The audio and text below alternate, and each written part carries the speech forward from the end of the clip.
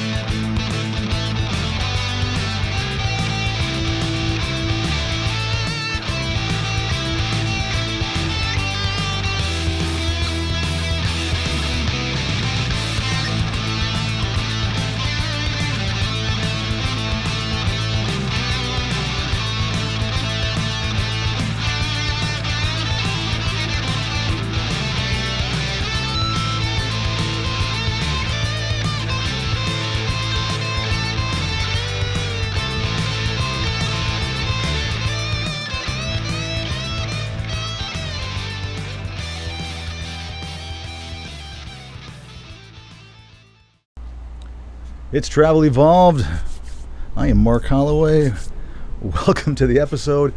Still obviously in Florida.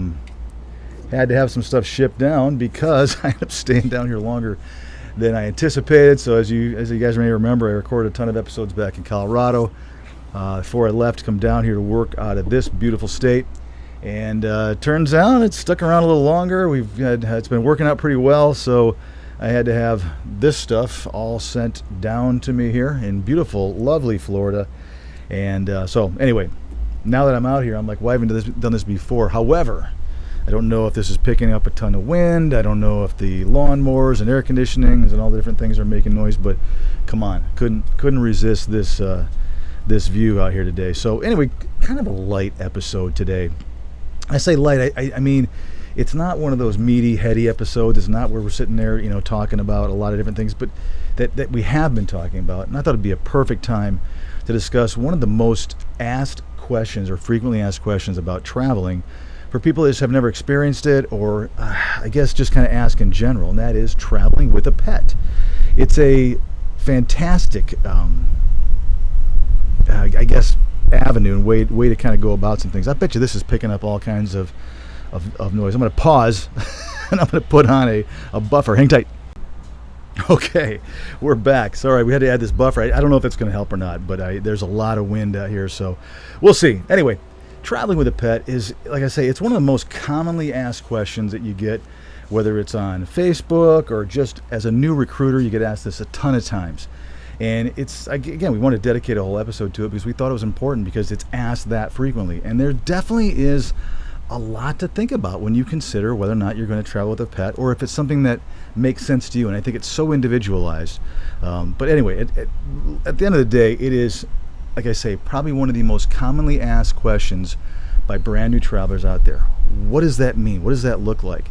It's an absolute commitment, I can tell you that. If you're taking a pet on the road, and I'm going to again, it's a lifestyle change. In other words, for those people that are really pet people and dog people like I am, for example, when you take your pet with you, it is a commitment to not only that you're going to become, do great at your job, but now you've got a life at home or lives at home that are kind of depending upon you to, I guess, take care of them too, which means the commitment level that you have to make to a cat or a dog, for example, is going to be substantial. Something you really have to consider and ponder before you decide whether or not you're going to, go out and become a traveling healthcare professional with a pet, right? So it's just a really common question, and I think it's one that we have to address. So first and foremost, I'm a big fan of traveling with pets. I'll say it right now. I think there adds so much to the overall assignment. I think that you almost can't go wrong, provided some of the things that we're going to talk about here today. When we talk about traveling and becoming a happy traveler and becoming an evolved traveler, this is kind of part of it. In other words, these are the things that I think can add immensely to your overall enjoyment of being a traveler. And I'm not saying rush out and go get a cat or go get a dog. That's not at all what I'm saying. I'm saying if you have one, don't not consider being a traveler. If you've been leaving one at home, I'm going to go over some reasons why you should continue to do so on that today. But if you are leaving a pet at home, there could be a huge amount of benefit by taking that pet, cat or dog. Again, we're talking cats and dogs in today's episode. We're not talking lizards and iguanas and ferrets and all kinds of stuff. Cats and dogs. You could really experience a lot more as a healthcare professional if you had your best buddy or one of your best buddies with you, or best buddies. So, like I say, those of you that have followed me and watched me and listened to other things I've done, I grew up with boxers. It's the only dog I've ever owned. Literally, when I started having those, I was brought into a family. I was the last of 4 kids, and there was already boxers in my household, which back then, and it's a long time ago, nobody even knew what that breed was. We're the only people I knew my entire childhood and even into high school that had a boxer. And now they're so common. My mom and dad were, I guess, ahead of the game. They knew what great breeds they were, and I'm not here to plug boxers. But man, I just when you get used to a certain breed of dog, I think a lot of us do. We end up kind of sticking with that breed as we get older. If you were brought up with a small dog, you're brought up with a working dog or a huge dog, I think you kind of tend to stick with that because you know them well. And that's what happened to me. I typically have 2 or 3 boxers at one time. I just think they do well with more than one. I don't like it when one passes away, like happened to me this last summer, where then you've got one alone and you bring a brand new puppy in. So I always kind of bring one in. I'm actually have 2. I lost my old guy this summer. I had to put him down. He was like 14, which is unheard of for a boxer. Had a great long life. We rescued him, and we were lucky enough to have him for about 10 years, which is remarkable. And I've had 2 boxers like that lived so long. I actually had the vet come to our house and put him down because he just could barely. He was having seizures, and it's not good. And I do believe that there's a point where I kept him around more for me than it was for the quality of his life, and it was getting to the point where it was getting dangerous for him. I didn't want him to have. Long story. I won't go into it, but it makes me sad because he was a great guy, Gunter. He was awesome. So anyway, I miss him a lot, but I do believe in that. Couple things. I hope this wind and this noise that we're experiencing outside is not too tough. If it is, I apologize. I may have to re-record this. Number 2. We're going to be heading out of here, the team and I, the small team that's down here and I, we're going to be heading out here in a few weeks. We may record a couple episodes because honestly, after I looked at this scenery, I'm like, what are we doing? I mean, let's enjoy this if the wind's not too bad. We are going to be heading to California relatively soon after we get to the Denver office. Things are moving really well in Denver, and you guys know, again, with Next Gen Med Staff, kind of how we have things moving. There's certain areas of the country, certain offices that handle certain things. Denver's kind of on autopilot now. It's time to get out to California and work on some more operations stuff. Denver tends to handle more of the IT, technical side, the app side, all that stuff. And California's more operations, where now that we're growing immensely, it's time to start looking at fine-tuning some things. So I'm going to actually be heading to California in May. And I think I'm going to work out of that office predominantly for the next 12, 13, 14 months out there, which is going to be exciting for me because I've always wanted to kind of get more time out there, and so I'm very, very excited to be there more than not be there. And so that's good because my daughter's out there, my son's kind of on autopilot in Colorado, so way too much personal information for you guys. But I just want to let you know that we'll be doing a lot of these from California for a while, so we're really excited about that. We're actually going to probably film them in the office there and kind of go from there. So excited about that. All right, getting back to traveling with the pets a little bit. Well, let me just jump in the episode. The companionship aspect of traveling with a pet, to me, makes just a ton of sense. I mean, you just can't deny it, especially for those of you that travel by yourself. I can't imagine what that's like. I do enjoy some solitude. I do enjoy moments of time when I actually get to be by myself. I think that's very, very therapeutic.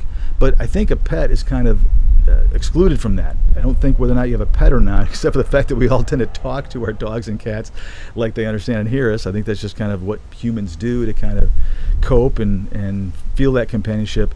I think that's kind of beside the point. I think you can still get that solidarity you're looking for. You can still get that alone but not lonely, as I've talked about before with my good friend. And I think you can still have that, but still have that companionship, which I do think is incredibly important. Matter of fact, one of the things I will tell you is that I said if I'm gonna go and work out of that California office, I'm taking Maximus and Roxy with me. They're coming, because to me, there's no way I can be away from my dogs that long. They're just too big of a part of my life. And I will tell you that I'm really looking forward to the non-working time. I guess the hours I'm sleeping. We're working a lot at Next Gen Med Staff. The times when I'm not working, I'm really looking forward to the lifestyle with having the dogs. And this is exactly what I want to talk about in this episode. There is a ton of value for me. It gets me out more. It gets me more active. If I'm constantly looking at them saying, you guys can't be cooped up in a small place here in California, I need to get you guys outside. It gets me outside. It gets me moving. It gets me exercising. But the only time that I'm not going to be with them is if I'm at a gym, because they're just not allowed. So for me, I'm extremely excited about altering my lifestyle and my habits to being more geared at those two dogs, which I think is really also going to help give me some nice lifestyle changes that I really want, that I can't do all the time in Denver because it's too cold or it's too hot, the things I'm looking forward to. So for me, traveling with my pets makes a lot of sense. I think for a lot of travelers, the exact same thing applies. When you talk about companionship, just to start with that, there's a huge part of that. I think for those of you that travel by yourself, imagine having one of your good buddies, your dog, your cat, dogs, cats, one of each, traveling with you on assignment. Every time you're not working, you would have companionship, which is it's incredibly, important. I do want to talk a little bit here, and I'll stop this right now and kind of talk a little bit more about some of the things you have to consider. One of the first things that I always tell a traveler who asks me, hey, what's the deal with pets? And typically travelers just ask an agency, am I allowed to take my pet? And the answer is, well, sure. Unless the facility or the agency is providing housing, and those days seem to be, it used to be very common in our industry. It was almost all the time. Then it became where, no one was doing it. Obviously during COVID, there was a lot of facilities that were in some areas that had so little housing that facilities were in fact offering housing options. Those days are kind of, weeding out again. So typically this is entirely up to you, which is a great, I guess, answer. I just have to keep looking over here. Apologize. I can't see my timer to know kind of how long we're going. It's a great option for you guys. And one of the first things I always say to a traveler who asks me is, first and foremost, how does your pet do on road trips, so to speak? It's something to consider. If you've never taken your dog or your cat on a long, lengthy trip, you might want to think about that. Some dogs and cats do not do very well in a car for a long period of time, which might mean you have to make a lot of frequent stops, or potentially better yet, you might actually have to consider looking at a closer assignment to home, which means a few hours or maybe 1 day drive you could break up into one or two. I've got two dogs that I have no idea how they're going to do in a car. So when I do head to California, I'm going to plan on making it be my leisure so I can take as much time as I need to should I run into an issue where they aren't doing very, very well. I'm going to definitely make sure I've got things all laid out for them. I've got it all planned out, so they're going to have plenty of room, plenty of space to take naps. They'll have their dog beds with them. It's going to be perfect for them. However, it is something to consider. If you have an animal that doesn't do well, then that could be a problem. The same thing goes, and I think more importantly, to consider, the second question I always ask travelers is, how does your pet do on their own and alone? And everybody's first answer is, oh, they're great, no problems, it's perfect. They love being alone, whether you do a kennel or a crate or you don't. Everyone's first answer is they're perfect, they're wonderfully behaved, they never have a problem. And I guess my knee-jerk reaction is, are you sure? Do you know that for a fact? Are you 100% sure that they're perfectly okay with being at home? And I'll go into some details what I'm talking about here in a little while, but it's an important question to ask. Are they going to be better off, and is it more humane or more of a better life for them if in fact they were to be left at home? If you've got a spouse or a significant other or family members that are watching your pet when you're not there and you're traveling, Is that a better solution for the pet? And that's the first thing I think you should ask yourself. What's best for my cat or my dog?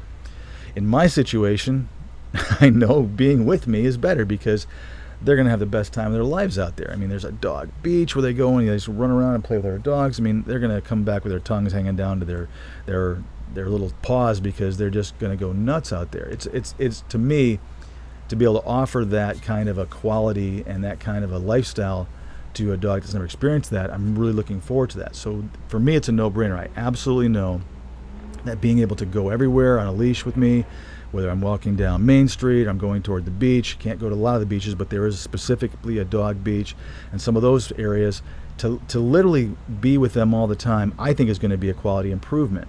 Back in Colorado, they've got a full run of a huge backyard. They've got a dog door, so they don't have any. They can go out and they've got a big backyard, so they've got full run of the house, full run of the backyard. That's wonderful and great. But I think my dog's quality of life is going to be elevated. At least I want to be able to offer that to him, see how it works out. You really got to think about this, and it's hard sometimes because your heart says, "I want my dogs with me. I want my dogs with me," but you have to think, or your cats. I always say dogs. You have to kind of think about, is it best for my pet? And that's the first question you really should be asking yourself. What is best for my pet? And if it's for you, great, we'll continue. If not, leave them at home. You guys do spend a lot of times at facilities. So for those of you that are working 5 shifts a week, or maybe you've got a guarantee 48 hours, that's another thing to consider. Maybe this assignment, because I'm going to a place that's maybe working on 8s and I usually am used to working on 12s, or I'm being offered a guaranteed 48. Maybe this won't be the right fit for my pet this time because, in fact, I am going to be away from them for a longer period of time. And I don't want to be stressed and worried and what's going on back at my Airbnb or my apartment where I'm staying. Are things okay there? It's just an important consideration. So, it is something to consider how your pet does being away from you while on the road, if that all makes sense. So let's also talk a little bit here about the different well, fundamentally, one of the things that I'm sorry, I'm all over the place. There's so many noise, I'm so distracted here, but maybe this is such a good place to record. Planes, helicopters, wind, beeping, trucks, lawnmowers. This is why I don't record outside in California, but I just couldn't resist. I want to talk a little bit about the overall housing quality. When you travel with a pet, there's no doubt about it, your choices are absolutely going to be more limited than if you would not be traveling with a pet. That's the way it goes down to it. Your options become less, let's just say. Brand new housing, if you're looking at Airbnbs, I know this for a fact, I know this from experience. I've had plenty of places where I've looked at to travel to spend some time at. And when I start looking at a dog, or certainly 2 dogs, incredibly limiting. So I don't care where you're talking about. If you're looking at an Airbnb, if you're looking at a hotel, if you're looking at an apartment, the options become significantly less than if you don't travel with a pet. So know that. The reason why travelers ask agencies, can I travel with my pet, is because they are kind of wanting the agency to tell them whether or not the assignment allows it. Assignment has nothing to do with it. It's all about you and your housing. So any agency worth its weight is going to tell you the exact same thing. We want you to travel with your pet, but do understand that traveling means options are limited as far as housing goes, which worries us as agencies because we want your overall experience to be high. I think traveling with a pet makes it high. However, there are things to consider like your housing. It is going to probably almost undoubtedly be less, which means all of a sudden now the quality of your assignment, while it's higher by having your cat or dog with you, it could be substantially less because of the quality of housing, which none of us want. We want you to have a good time. We want you to stay long, make the agency lots of money, make yourself lots of money. If you're miserable because your housing is horrible because you didn't have a lot of choices, that's going to affect your ability to want to stay and your willingness to stay, to say the very least. Oftentimes prices of apartments can be higher, let alone just talk about pet deposits. Oftentimes the rent is higher when you have a cat or a dog or multiple animals. They're going to charge you significantly or more, maybe not significantly more. You may as well forget about the pet deposit. It's going to almost undoubtedly be surrendered when you leave your assignment because they're going to figure out one way, shape, or form to somehow dock you for that. So consider that deposit instantly gone. But oftentimes the price you're going to pay is going to be higher if you take a cat or dog with you. I can speak from experience. That's just the way it kind of works. Let's talk about hotels for a minute, because I think hotels is a great example of how, if you're going to be living in a hotel, I almost would encourage you not to take a cat or dog. First of all, cats are probably not going to be allowed in most hotels. People have a stigma. I know your cat would never mark on any territory. I know it wouldn't. However, they do. Or if they don't, owners and managers of hotels and even Airbnbs make the assumptions that they will. So even though you have the best behaved cat in the world that would never dare to mark a territory, the owners are going to think that you are, that they will, which means you're probably not going to be able to be rented to. If you are looking at a hotel, here's what I'll say about dogs in hotels. They don't typically mesh very well. Everyone says, my dog is so well behaved that doesn't bark, doesn't do anything when I leave. I can attest to you that probably almost, I don't know what the percentage is, but a very high percentage of people that rent hotels with a dog that swear their dog does not bark or is not upset or make noises when they're not there. It's incredibly high how many get complained and actually have to leave that place because they do. You don't really know how your dog behaves. I've spent nights in hotel rooms with dogs that haven't been in hotel rooms for a while, and they bark at every single noise that they hear that's unfamiliar to them. It's a new surrounding, it's a new area. So you go and leave, your dog's fine. A few minutes after you walk out the door, maybe even an hour after you walk out the door, there's somebody, a neighbor doing something, somebody outside. Your dog is going bat-you-know-what crazy inside that place, and it's mayhem. And everyone's going to start complaining, which means you're not going to be allowed to stay there for the duration of your assignment, which means you've wasted money, deposit, time, and you may have to go out and relook at. Hotels are, I think, the worst place to leave a cat or a dog when you go. I don't think it's a good idea, and I would highly recommend, if you find that the places that you're limited to are down to a hotel and you want to travel with your cat or dog, I would suggest otherwise. I just think it's a bad combination, a bad mix. A couple things to also consider, especially when it comes to traveling with a pet or pets. The more pets you travel with, the more limited you're going to be. One dog, one cat, you might be able to be okay with, depending upon the breed. We'll talk about that in a second. You start talking about multiple, like with me, and it almost goes down to almost nothing. And that's something to consider. If you've got more than one dog, more than one cat, or a cat and a dog, we're starting to get in that area. And I know this episode's starting to sound like why you shouldn't travel with a pet, but it's really something to think about. I mean, the average traveler with one animal, you guys are going to be fine. You start adding to that mix, it becomes more and more increasingly difficult, which is what I don't want you guys to do. I don't want you to lose happiness and earning potential as a traveler because of the decision that you've made to take a pet with you. I want you to take your pet with you, but you really have to be careful. I've got some suggestions at the end of the episode. I'll talk about it for sure. Let's talk about breed for a minute. I mentioned I've got boxers. Boxers typically are not considered a breed that people won't rent to. Some, I've seen it, some do. There are many breeds, fair or unfair, that places will not rent to. I'm talking pit bulls. I've seen German shepherds, Dobermans, bulldogs, chows, mastiffs, dogs that people consider aggressive, people consider too large, too high strung. Greyhounds come to mind. Those are typically on a no pet policy. I've seen it, and it's tough because I think it's unfair. I'll just throw it out there. I don't think there's a lot of difference between my dogs and a pit bull that's well behaved. It just isn't. It's all about the behavior of the dog. But for whatever reason, there are animals that are on those lists. So if you have a Rottweiler, if you have a dog I mentioned, or some of the other ones that you guys know I'm talking about, you're going to have more difficulty because there is a stigma attached to them, which means even if you find places that allow pets, sometimes your pet will not be allowed. So also consider the breed of your dog primarily that's going to allow that, because it makes a huge difference.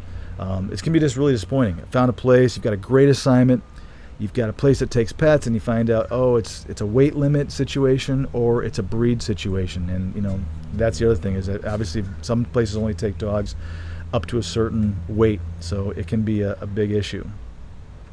Cats,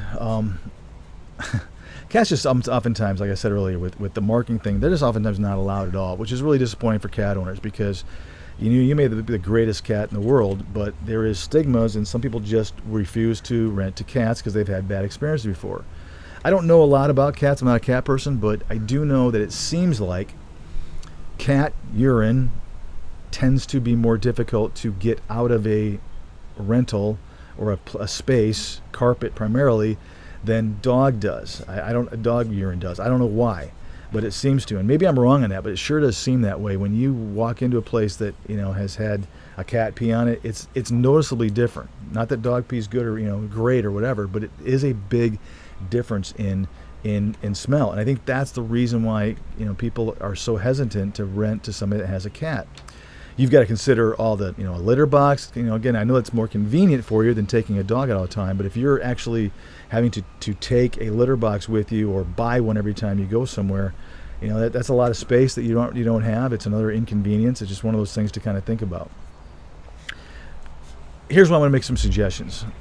I think that if you are, and you guys know I'm a big fan of this, if you are an RVer, man, you got to take your pet with you. Now, all the things we just talked about, almost every reason not to is eliminated because you're in an RV. With the possible exception of your cat your dog making a lot of noise when you leave. If you're in a space that's close to somebody else's and they aren't doing well, but if you have an RVing dog, they're going to be pretty used to that. I think RVing and animals go hand in hand. It's the perfect combination, in my opinion, because it's exactly what it's meant for. You come back, you're in an RV area, you've got the outdoors, you've got walks and adventure, right in your backyard. And what better than one of your companions? Again, I'm talking dogs here because cats don't usually typically go on hikes, but you've got your best buddy or one of your best buddies to be able to go on those hikes with you and go and experience that new surrounding, those new smells, those new everything that they love, right there every time you come home. I think it's an amazing opportunity for you to increase the quality of in this case, your dog's life by taking them with you if you RV. I just think they go so well together. It's almost like night and day. So let's go back to kind of how you handle this thing. The first thing I think you guys should do if you're considering taking a pet with you, and those of you that are still using the recruiter model, I think if you're using the recruiter model, you should be letting your recruiter know instantly, hey, listen, I've got 2 boxers. And they travel with me, I swear by it. So let's start talking about assignments that are going to give me the best chance of finding suitable housing for my boxers, which means I don't really want itty-bitty tiny hospitals in itty-bitty towns. We'll start off with saying that right now. I'm kind of pausing because I feel like the wind's blowing on this mic. I'm going to look at bigger cities. I'm going to look at cities that have some outlying areas, maybe suburbs that could lend themselves for me being able to take a pet with me. If I can do that, I'm good. But I think it's really important that your agency knows, because recruiters, as you guys know, are salespeople. They're going to throw everything at you. They want you to book the assignment so they start making commission. That's what they want. They're going to, and I've seen this almost undoubtedly, they're going to put the pet thing aside because they're going to handle that later. Let's get this person booked. Let me start, making sure I'm hitting my numbers, or I'm going to make that commission. Once I do, then I'll deal with the pet thing. And I've seen recruiters put that behind them. All they care about is the booking, and then they handle the pet, and they go, oh gosh, now I've kind of got this person committed to this assignment and they can't find any housing, and they're discouraged. And that's just the way recruiters think sometimes. They aren't sitting there looking at what is going to be the best fit for this person. They want bookings. And again, not every recruiter, but most do, right? They're going to look at that first. If you're using a recruiterless model, whether you're looking at, more and more options are coming out, which is why I'm so excited about where this industry is headed. And like I said this a year and a half ago, then you've got to be the one that kind of puts those filters and those, variables onto where it is that you're looking for. Don't just start clicking and looking at the assignments that are the highest paying. Really put some thought behind it, more so than about cost of living like we've talked about here in Travel Evolve. Now you've got another variable that you really have to kind of think about. I do RV, so I need to start looking at RV availability, because that's a big one for those of you guys at RV. You may find the perfect assignment, has all kinds of options, but it's a really popular RV destination, and you go to start booking your lot, they're all taken up for months and months and months in advance.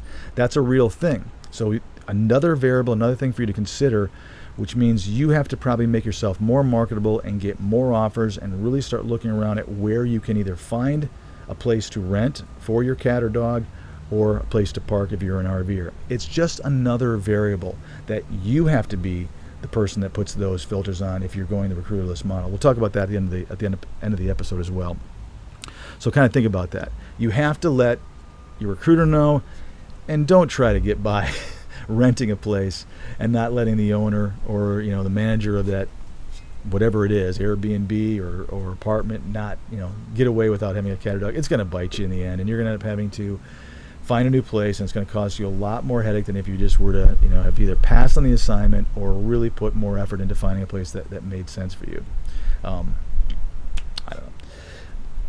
The last thing I want to say about pets, because I wanted to kind of cruise this, I want to talk a little bit about just the overall industry and what's kind of happening right now at the end of this episode. But one of the things to think about is, and I think I feel like I've said this more than I haven't on this episode, but not traveling with a pet can also be a really great choice for you, for the pet, for the facility themselves. It might be one of the best things to do.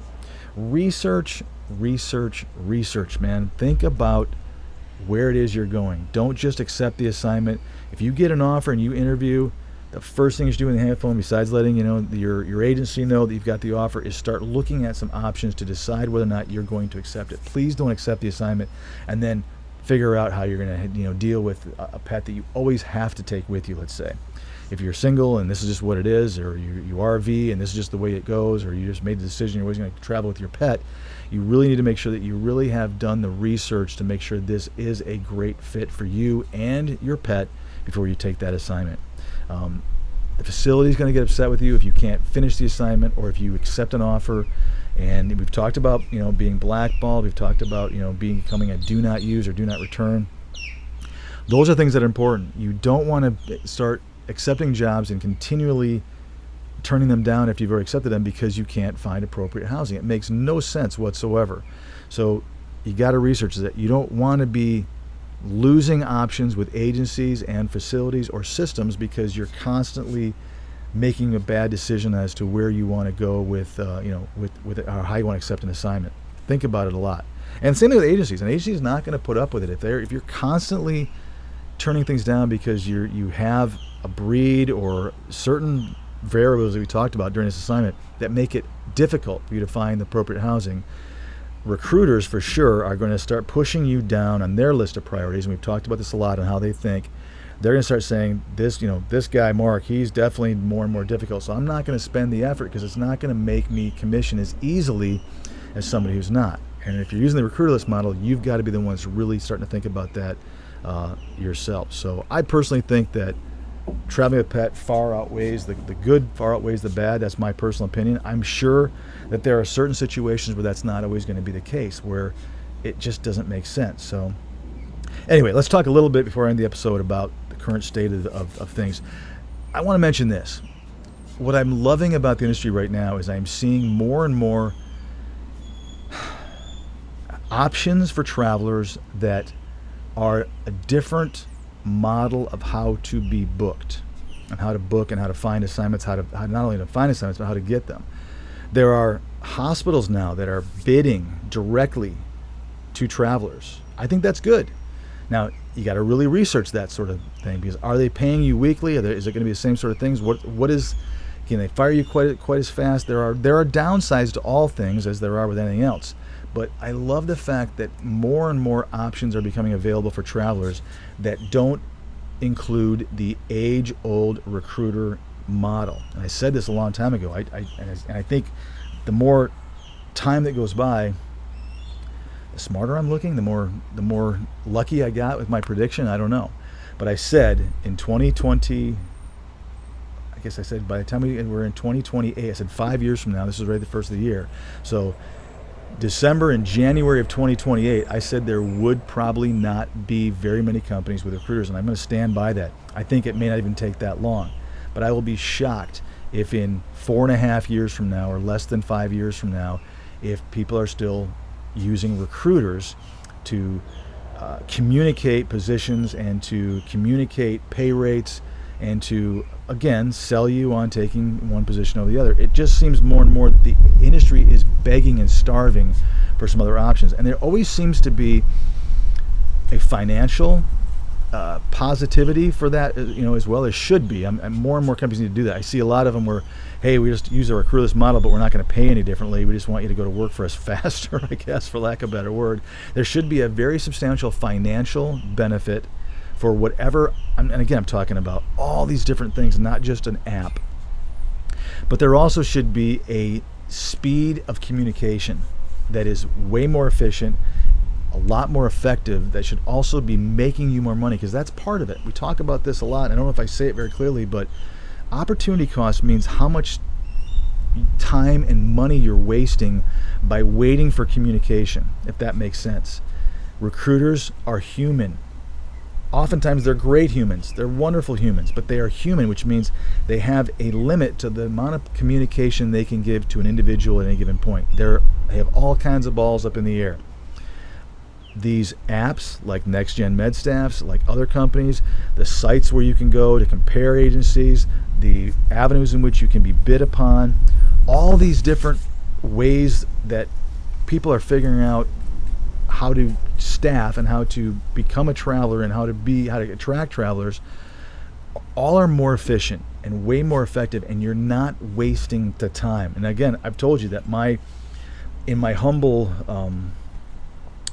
I guess I've been humbled by the fact that I really thought when we created a recruiterless app that it would always be about the money. Money's going to be, and it's important, especially when the pandemic was high. The bigger the bill rate, the bigger difference in what we were able to pay over somebody else showed up. In other words, if you've got a $200 bill rate, that's twice as much margin that goes to the traveler as a $100 bill rate, which means the margin's percentage is still the same, but it's twice as much money, which really showed up very clearly during the higher bill rate periods.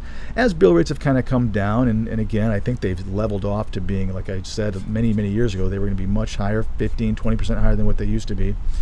That's still a significant factor, and I still stand by the fact that it's an important aspect of working with like an app like ours is that you're going to see higher pay. Does it look crazy high when you're comparing to? No, but if you actually do the math and multiply those grosses out by 13 weeks and take that by 4 assignments, 13 and 4 times that a year, it's significant. It's $10,000, $12,000 a year, which is $1,000 a month difference in gross income. What I've learned and what's kind of humbled me a bit is I do believe those opportunity costs, in other words, the efficiency and the effectiveness of the communication of apps, is almost a bigger asset and a bigger selling feature, if you will, or a bigger reason why you should be using an app than even the pay. Pay is almost like icing on the cake. It pays higher, but you're not waiting around for someone to hopefully remember and hopefully be organized that you want this job. And as you change your opinion and your mind about where you want to go and what you're willing to go there for daily, if not hourly, an app or a technical tool like an app or a website moves as fast as you do. And if it's instant, like our app updates every 5 minutes, every job, openings, closings, on hold, what's available, what's not available, every 5 minutes, 24 hours a day, 7 days a week. That's significant. You'll never miss an opportunity to at least look at a position, whether it's right for you or not. You also make your own decisions. So I'm just excited. Like I said, I told you guys this, and I used to be a lot more protective about what I'm doing because I didn't want a bunch of people knowing, because I really wanted to get the product developed. We're there now. I don't care who knows. I know how difficult it is to create these kind of apps and to have them work effectively and be good. I love everything about our model. I love its transparency. I love the fact that we don't ask for paperwork. You can see everything literally right there without having to look at everything. And I realize that right now we don't have every job in the country, but as time goes by, we're getting more and more of those, and we're going to keep giving our travelers and people that are using our NextGen MedStaff app more and more options. But I love seeing the industry itself there are entrepreneurs out there who are looking at ways to, let's be honest, make money, capture market share differently. And I think everyone is on the same page, at least from our side of the desk, that this is necessary. Now travelers are starting to go, this does kind of make sense. More and more times I talk to travelers, they're starting to get that there are other options out there. And I think we're on the cusp of it going, okay, here we go. And I think that's where, if you're a recruiter, you need to be careful with your career. There are so many wonderful ways you can still stay in this industry, still help, still be part of a business that But I would be very careful with hanging your hat on a long-term, here comes the wind, a long-term recruiter career. I just don't believe it's there, and I'm kind of giving my warning that you may want to look at something else, because I think it's coming. I think you travelers are realizing that there's some better choices out there for so many more different reasons, and I do believe it's the communication piece that's becoming more and more valuable, so to speak. Guys, I hope this episode was audible. You could hear it. I apologize about the wind. I apologize about everything, but I just think it's awesome here. So I'm going to do a couple more if this worked out well from here. Try to do it maybe early in the morning, later in the evening where the wind isn't so high. Guys, I appreciate you immensely for subscribing and for watching us on YouTube, for watching us on our podcast. Guys, I appreciate you so much. I'll catch you next time on Travel Evolved.